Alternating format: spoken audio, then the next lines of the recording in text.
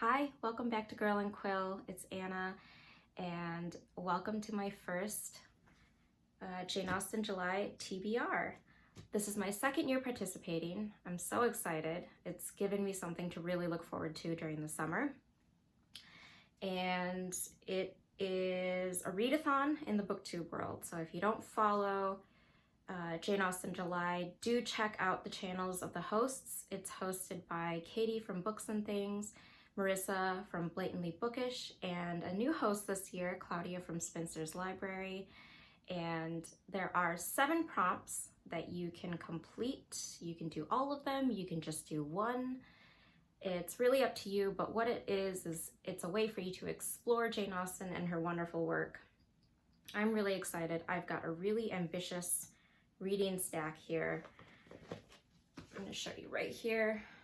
These are all the books that I intend to read this month, and because I've chosen a lot of books and I'm also a mom to a toddler, I don't really have a whole lot of time to finish all of these. So I did start a little early, I did cheat a little bit, and I'm kind of glad I did because there are just too many books. But I'm going to go through the whole list of prompts, and if you see me looking down, I'm looking at my notes, and we'll go from there. So the first prompt is read a main novel of Jane Austen, so one of her 6 main novels. And this year there is a read-along with, I think it's Persuasion and Mansfield Park are the 2. And that really works out because Mansfield Park is actually on my like next to read list. I just finished Persuasion earlier this year, so I'm not going to be doing that. But I am going to be doing Mansfield Park.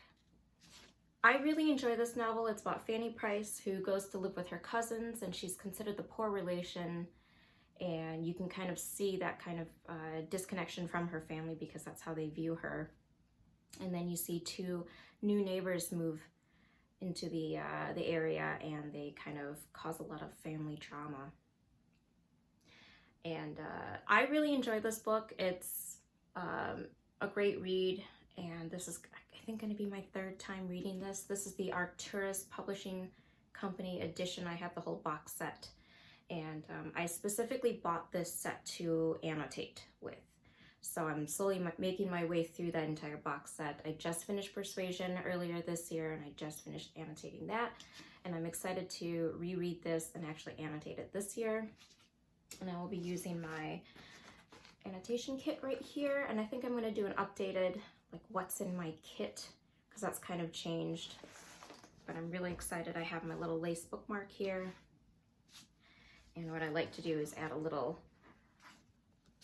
library card with like my key of all the different highlights and what the colors mean, and then I'll put the stamp dates of when I start and finish right here. So that's what I'll be reading, and I will be following the read along that's going to be happening, and I think there's going to be like discussions and things like that. And I believe that there is a Goodreads group to discuss all the different chapters that they will be covering and kind of what timeline they're going to be doing all of that. So also check that out. The second prompt is read a short story by Jane Austen. So one of her novellas, short works, unfinished works. Last year I read pretty much all of them because they came in like 1 volume. And I wanted to revisit The History of England by a partial prejudiced and ignorant historian. I actually bought this in England at one of the museums, I can't remember. And I just like this little volume. It's really cute, it's very thin. I had to keep this small because of my reading stack being so big, I needed something short and fun to read. So it kind of goes through all the different monarchs and little bits of history. It's very amusing, as all her works are. So that's on my reading list.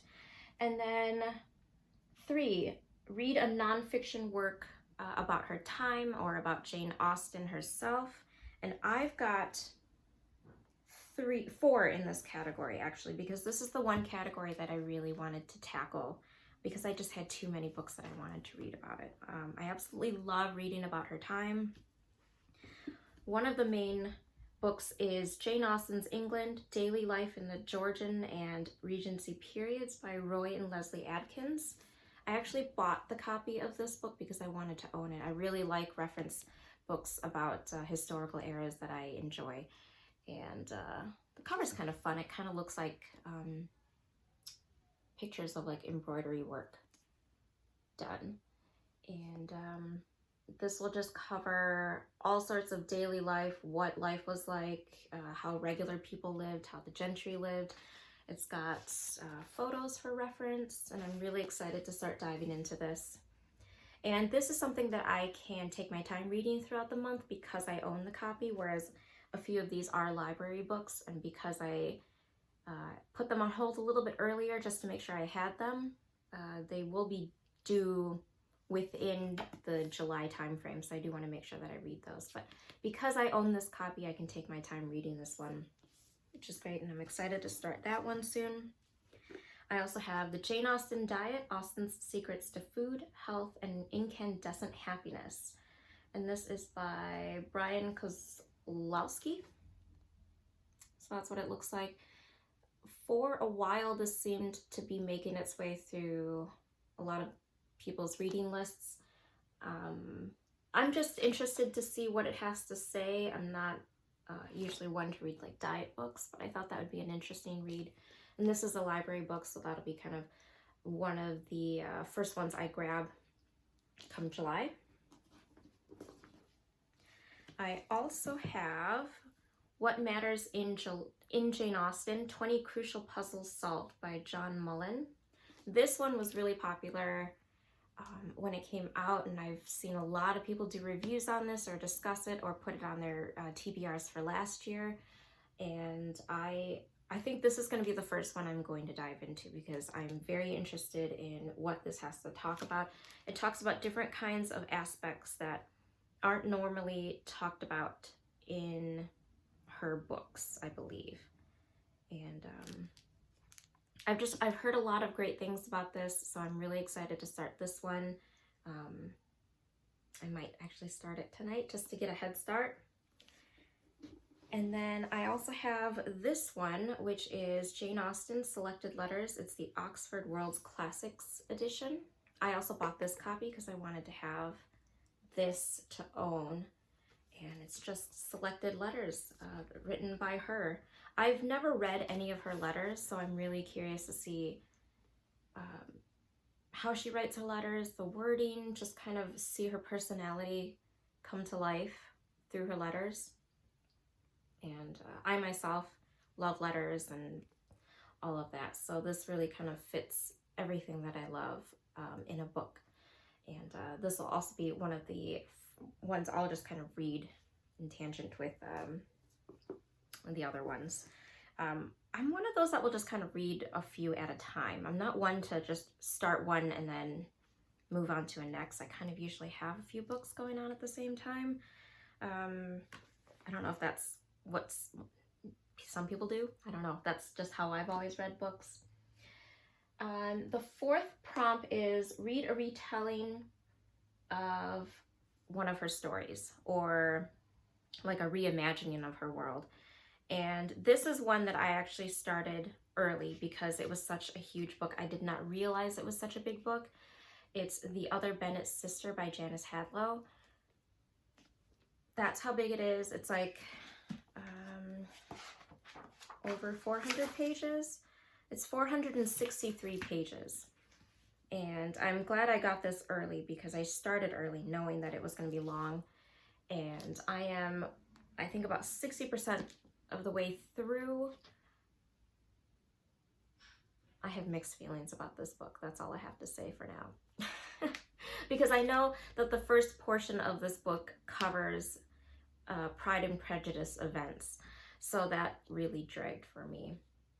But this is the retelling of Mary Bennet, and you see everything through her eyes and her perspective. So everything that happened in Pride and Prejudice, you kind of see how she reacted to that, how it affected her, and then parts 2 and 3 start covering her life specifically and what's going on with how she's navigating the world as a single woman. And so that's the Retelling book, and I am hopefully going to finish this weekend so I can start moving on to the other books. And then the fifth prompt is read a work by one of her contemporaries. And I actually don't have a copy of this book. I'm going to be reading Lover's Vows by Elizabeth Inchbald. And that's the play, the scandalous play that they reference in Mansfield Park. It just seemed very appropriate that because that's the play that they discuss, and for some reason it was very scandalous at the time, I want to be able to read that and see kind of what context it was written in and kind of understand those scenes a little bit better within Mansfield Park. And I'm going to be reading that online. I believe it's free on Gutenberg.org, which I will also link down below. All the titles of the books that I've mentioned will be written down in the description box. And so I will be reading that online. And the sixth prompt is watch a direct adaptation of one of her books. I have so many favorites, but I can only make time for so many. So my favorites that I will be watching will be, of course, Mansfield Park. This is with Frances O'Connor. I really like this version. I think it's got a lot of mixed reviews because the Fanny Price in the book, her personality is quite different than how she's adapted on screen. But I think in order to be adapted on screen, you kind of have to give her a little bit more of like a buoyant, playful personality, if that makes sense. But I really like this version. I grew up with this version, and it's got a great cast of actors, and I will definitely be watching this one at least once. And I will also be watching this version of Emma from 2020. I think it's just a beautiful film. It's beautiful to look at, the way it's filmed. Music, the soundtrack is amazing. I love it. And great cast of actors as well in this one. And then my two favorite BBC versions are mini-series. Emma's one of my favorite books, so I will be watching this mini-series as well with, I believe her name is Romola Garai. I think that's her name. Yes. And I think that this is probably the best adaptation for Emma. She's a little too spirited in this one. This one, I just feel like, I don't know, her personality just perfectly fits how I would picture Emma. I think some people would think differently, but this is a beautiful film as well. And I just really like how she and Mr. Knightley interact with each other in this one particularly. And then my absolute favorite Jane Austen book and my absolute favorite adaptation of the book is BBC's Sense and Sensibility. This is my absolute favorite one. I've watched it over and over again. It's got a great soundtrack, great actors, age-appropriate casting, and all of that. But this will be the first one I will be watching, aside from Mansfield Park. And then the seventh prompt, which is a really fun one, is watch a modern adaptation of one of her stories. And I think Clueless is the easiest one to go for because first, it's very modernized. It's like a cult classic for the 90s. And it's, I think, also available on Netflix. I recently watched it already, so I'm not going to watch it again. I'll actually be watching Austenland. That's the one. I actually have the DVD, but I didn't take it out of its case because I got rid of its packaging. I really like Austenland. It's got Kerry Russell in it.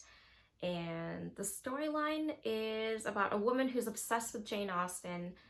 She's kind of just reached a little low point in her life where she just feels like she's not going anywhere. And then she decides to cash in all her vacation or quit her job. I can't remember. And she buys a ticket to this resort that lets you live like a Jane Austen character. And when she goes, she realizes it's not exactly what it seems. The fun part is it's really funny first. And then second, I believe it's got the same actor who plays Mr. Tilney in the Northanger Abbey adaptation. And it's got like a combination of different Jane Austen plot lines playing within the movie, which is really fun. So I will be watching that adaptation. I haven't watched that in a long time, so I'm really looking forward to that. And then kind of like a little side note, because I am a stationery channel, I will also be taking this on a stationery level and using my writing box as a journal kit. I will be using dip pens for writing my letters and journaling. I've done this last year. I've done, I think, a couple videos on it, and so I will also link those down below if you want to see that. And I will have an updated journal kit as in my writing box video coming soon, so I'm really excited to be filming that and journaling with dip pens more, because I absolutely love doing that. I've been doing that for a long time. I'll be using wax and seals and all sorts of like different ways to fold my letters and papers like a Jane Austen character would in their movies and their books.